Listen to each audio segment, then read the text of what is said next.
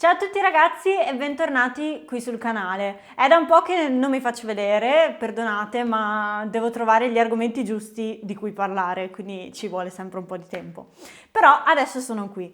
Oggi si parla di consigli concreti per prepararsi al meglio per realizzare il video di un elopement in Scozia. Mettiamoci comodi e cominciamo subito.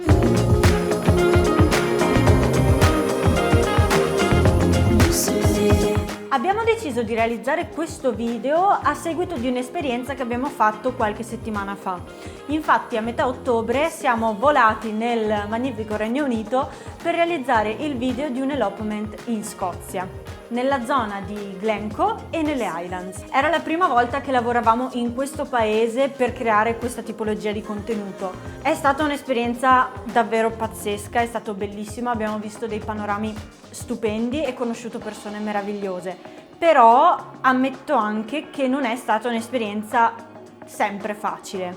Per chi non lo sapesse, un elopement è una, chiamiamola, tipologia di matrimonio in cui la coppia decide di andarsi a sposare in un paese che può essere non per forza quello in cui vive, o solo loro due con un celebrante, oppure con due testimoni e il celebrante, però si tratta sempre di pochissime persone che partecipano. Prima di partire abbiamo avuto preziosissimi consigli da degli altri professionisti con cui poi abbiamo collaborato in Scozia. Infatti questo video lo realizziamo anche grazie a loro e per questo vorrei ringraziare ufficialmente Nico e Vinx dei De Ferros.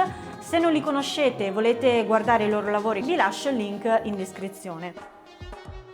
Questi suggerimenti li abbiamo divisi in 5 categorie: logistica, attrezzatura, outfit e accessori, coppia, dopo vi spiegheremo meglio, e infine Covid. Cominciamo a parlare della logistica e cominciamo parlando soprattutto dei mezzi di trasporto. Quando si decide di fare un elopement in Scozia, molto spesso si va in questo paese particolare per i paesaggi incontaminati, quindi per andare nelle zone più isolate, più rurali. Per questo è fondamentale noleggiare un'auto. I mezzi pubblici non arrivano dappertutto e quindi è fondamentale noleggiare un'auto. Noi consigliamo cambio automatico perché comunque nel Regno Unito si guida al contrario rispetto al resto d'Europa e altri paesi del mondo. E inoltre chilometraggio illimitato. Lo consiglio perché le distanze che affronterete saranno molto vaste, quindi non ha senso andare a risparmiare su questo aspetto. Quindi fondamentale prestare un occhio alle distanze che percorrerete, avere già una scaletta dei punti che andrete a toccare di questo paese. Ora parliamo dell'alloggio. L'alloggio io consiglio vivamente che sia relativamente vicino, abbastanza vicino a dove andrete a filmare. Io utilizzo spesso Booking per prenotare gli alloggi e questo ve lo consiglio. Anche Airbnb non è male, però il problema di Airbnb è che non ti dà mai l'indirizzo, da quello che so io quando l'ho usato, non ti dà mai l'indirizzo preciso di dove si trova l'alloggio, ma solo la zona. Io sono un po' puntigliosa su queste cose, quindi preferisco avere l'indirizzo preciso per calcolarmi le distanze e tutte le tempistiche. Quindi io consiglio vivamente di usare Booking e se proprio dobbiamo metterci dentro un altro consiglio anche di selezionare alloggi che hanno la colazione inclusa, perché le colazioni inglesi sono spesso, degli alloggi spesso sono molto ricche, molto caloriche e questo vi permetterà di tirare avanti per un gran numero di ore. Vi consiglio di avere sempre in macchina una borsa fare un po' di spesa, perché là i ristoranti o comunque i locali per mangiare chiudono prestissimo, quindi magari finite di lavorare alle 8, sappiate già che alle 8 non troverete più niente da mangiare, anzi. L'ultimo motivo per cui vi consiglio che location e alloggio dove starete siano relativamente vicine è per la tipologia di strade che ci sono in Scozia.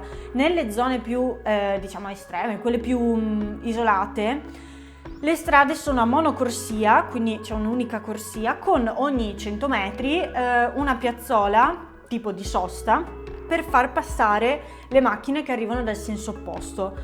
Di notte queste strade non sono illuminate, quindi può essere molto pericoloso. Inoltre ci sono tanti animali selvatici che vi potrebbero attraversare la strada, quindi le strade sono pericolose là.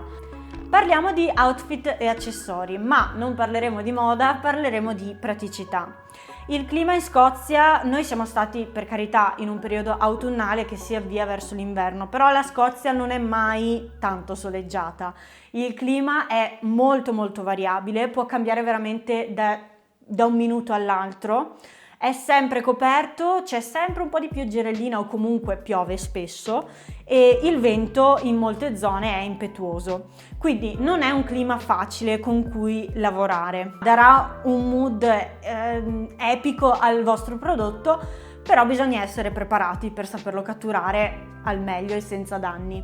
Per questo motivo consiglio di avere gli outfit o il vestiario adatto. Consiglio abiti tecnici da trekking. Per quanto riguarda le scarpe, non consiglio semplici scarpe da ginnastica, ma scarponi da montagna o comunque scarpe da trekking impermeabili, perché lì veramente il terreno è molto irregolare. Se si va a girare in determinate zone come Glencoe, vai nei torrenti, nelle cascatelle, in mezzo ai prati dove però magari ci sono un po' di acquitrini e quindi tu vedi erba ma sotto c'è acqua.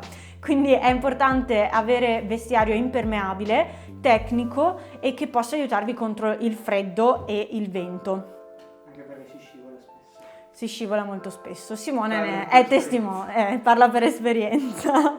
Un piccolo consiglio che do a chi ha i capelli lunghi: durante le riprese io vi consiglio di raccoglierli oppure di mettersi un cappello, perché io a un certo punto durante un momento della giornata non avevo i capelli raccolti, c'era un sacco di vento e a un certo punto non vedevo più quello che stavo filmando perché avevo tutti i capelli davanti agli occhi. Quindi io consiglio sempre di averli ben raccolti o comunque tirati indietro, e questo vi risparmierà di un disagio, ecco, che potevate evitare.